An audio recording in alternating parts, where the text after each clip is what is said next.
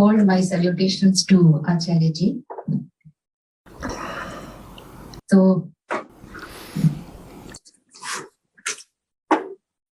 I extend my warm welcome to all of you. It was a very rainy day today, but in spite of that, many of you have come for the interactions.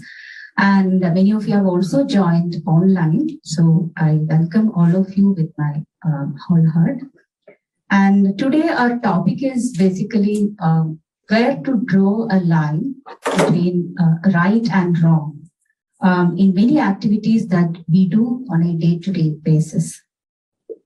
So basically, is there any absolute dimensions to it when you say the concept of right or wrong? Is there any absolute dimensions to it, or is it all relative? It's a confusing question that we all have. Now, saying that, but in spite of we have a lot of confusions, we basically need to take the right decisions at the right time and also in the right way. So that we can have our mental health balanced and also the physical health balanced. So we have Acharya Prashant ji to interact with us on this topic today. And it's my pleasure and privilege to welcome you, sir, to this event. I'm glad to be with you. Thank you. Thank you so much. So I would like to commence today's session with a question from my side. So my basically first question is about spreading the concept of veganism. So I have heard from many religious discourses that cruelty and compassion originate from the same source and they are inseparable. So my first question is that true, and what is your input on No, not at all. Not at all. You see, there are certain things that are not of the mind. They are not actually things at all, but for want of a better word, let's just call them things. So obviously, cruelty is of the mind. And then what we usually call as care and concern in our layman language, that too is of the mind. But compassion is a different animal altogether. Suits when we are talking of veganism to call compassion as a different animal in a different dimension. So the opposite of cruelty is not compassion.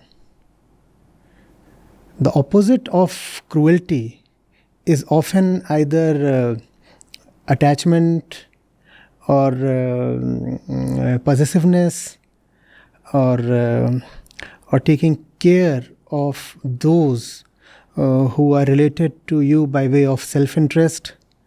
So that's the domain of duality.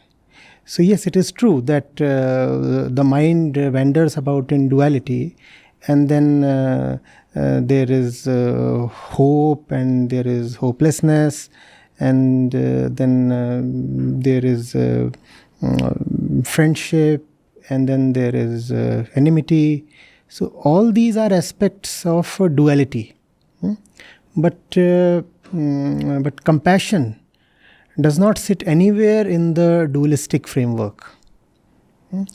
Compassion is when one can transcend the usual center of the mind. Let me elaborate, please. Operating from my usual egoistic center, if it is in my perceived interest to hurt someone, demolish someone, or simply slaughter and eat someone, that we'll call as cruelty. Now the act is of butchery and debauchery, and it appears very violent. The violence is very obvious. But it's not the act that we must focus on, but the actor. The actor is the ego. The actor is the ego. Now please see that when we express care and concern towards those who are related to us, let's say by blood or by interest or simply by accident, then are we not again operating from the same center? So the center has not changed. The center has not changed. Now, that's duality. Just as when you have a simple pendulum oscillating, the extremes that it swipes, they change, but the center does not change. And that's when you call it the normal run of duality. The thing is oscillating from this side to that side, but it is hinged at one particular place to a particular center. In case of human beings, that center is called the ego. So operating from my ego, I like to take care of this one, and operating from the same egoistic center, I want to hurt the other one. And often I want to hurt the other one just so that I can take care of someone else. Like a butcher slaughtering animals so that he can take care of his family. That's duality. He is the same person when he is slaughtering, and he is exactly the same person when he takes the proceeds of the slaughter and hands it over to his family, to his son, daughter, or wife, or somebody. These two acts appear very, very dramatically different. Slaughtering an animal versus, let's say, caressing a baby. How different do they look? But let's please see that they come from the same center. And had it not been for the purpose of taking care of that baby, the fellow would probably not have needed to slaughter the animal. So these two things are linked. And that's why two aspects of duality are said to be as inseparable as two faces of a coin. But compassion is altogether different. Compassion is when you are not operating from ego at all. Compassion is not about the ego wearing a pleasant face. Compassion is about transcending your limited self-interest.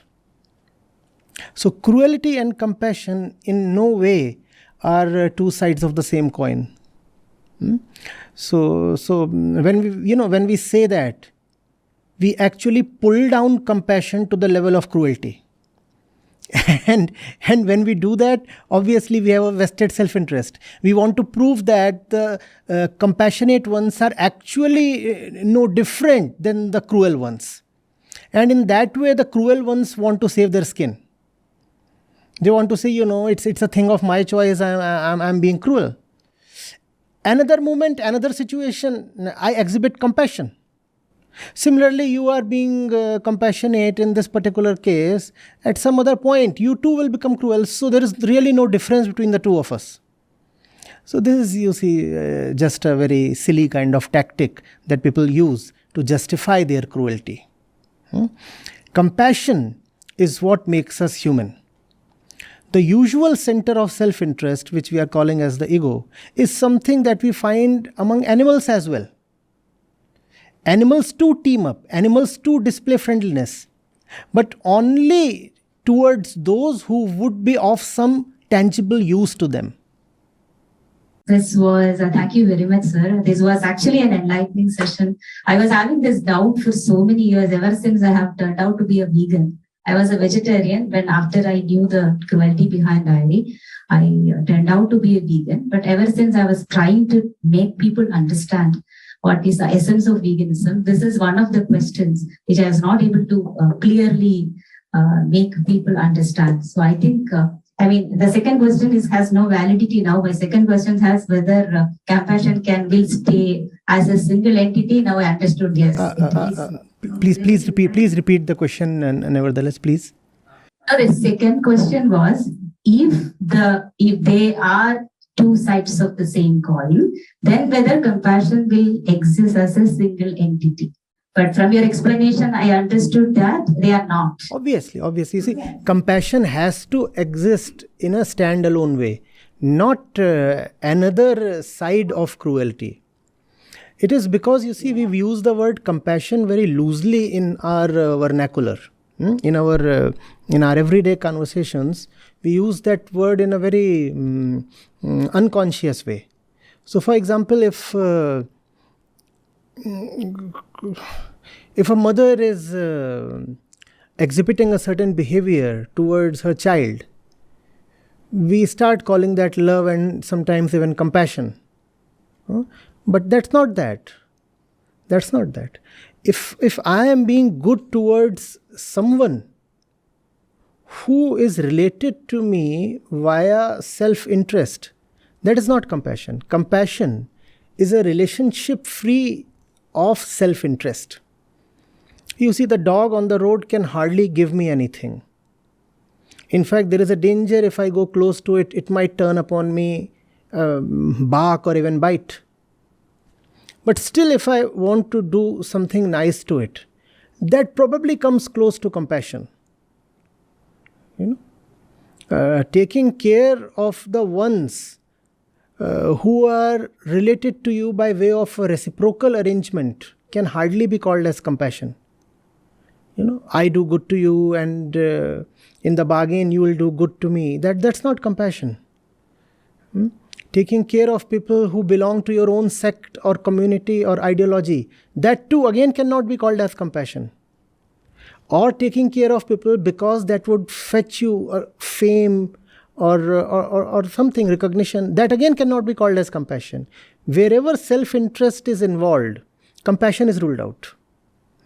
And self-interest is seen both in cruelty and in the normal kind of care and concern. None of these belong to the same plane as compassion. Yeah. Thank you. Thank you. Thank you so much.